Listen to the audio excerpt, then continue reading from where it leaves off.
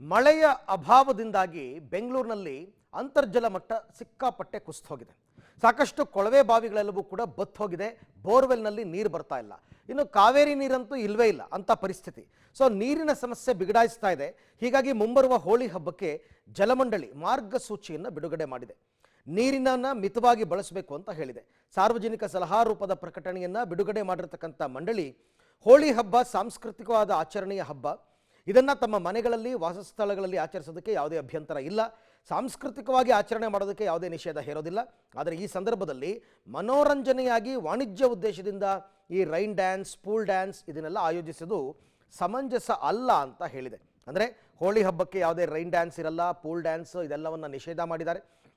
ಇನ್ನು ಕಾವೇರಿ ನೀರು ಮತ್ತು ಬೋರ್ವೆಲ್ ನೀರನ್ನು ಯಾವುದೇ ಕಾರಣಕ್ಕೂ ರೈನ್ ಡ್ಯಾನ್ಸ್ಗೆ ಬಳಸೋ ಹಾಗಿಲ್ಲ, ಪೂಲ್ ಡ್ಯಾನ್ಸ್ಗೆ ಕಾವೇರಿ ನೀರನ್ನು ಬಳಸೋ ಹಾಗಿಲ್ಲ. ಮನೆಗಳಲ್ಲಿ ವಾಸಸ್ಥಳಗಳಲ್ಲಿ ಹೋಳಿ ಹಬ್ಬದ ಆಚರಣೆಗೆ ಯಾವುದೇ ಅಭ್ಯಂತರ ಇಲ್ಲ. ಮನರಂಜನೆ, ವಾಣಿಜ್ಯ ಉದ್ದೇಶಿತ ರೈನ್ ಡ್ಯಾನ್ಸ್, ಪೂಲ್ ಡ್ಯಾನ್ಸ್ ಇದಕ್ಕೆಲ್ಲ ನಿಷೇಧವನ್ನು ಹೇರಿದ್ದಾರೆ. ಸಾಂಸ್ಕೃತಿಕವಾಗಿ ಆಚರಣೆ ಮಾಡೋದಕ್ಕೆ ಯಾವುದೇ ನಿಷೇಧವನ್ನು ಹೇರಿಲ್ಲ. ಅದನ್ನು ನೀವು ಮನೆಗಳಲ್ಲಿ ಮಾಡ್ಕೋಬೋದು.